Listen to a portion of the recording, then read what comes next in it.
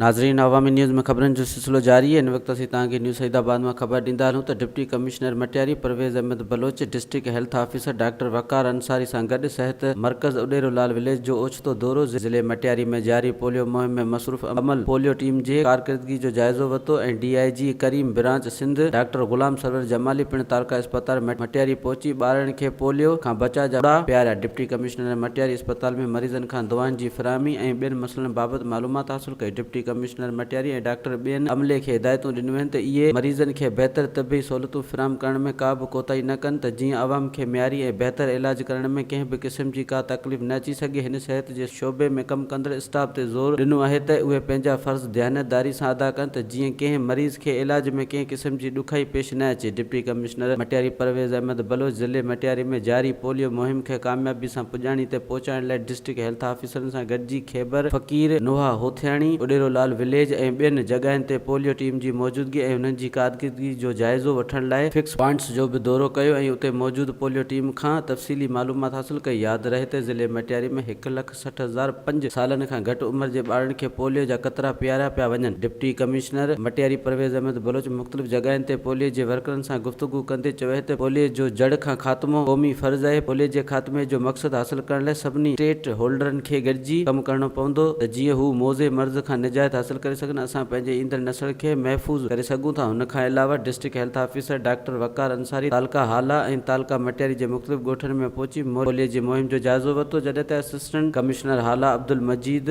ज़ाहिराणी ऐं assistant commissioner Saidabad Saeed अमार हुसैन पिण पंहिंजा तालका में पोलियो जी मुहिम जे अमल जी निगरानी कई ऐं पोलियो टीम खे जिथे जिथे बि मुश्किलातूं पेश अची रहियूं उते इंतिज़ामिया पारां साणुसि भरपूर तावन कयो पियो वञे। वधीक ख़बरनि ऐं तफ़सील लाइ विज़िट कयो अवामी news Facebook page, YouTube page ऐं अवामी न्यूज़ वेबसाइट।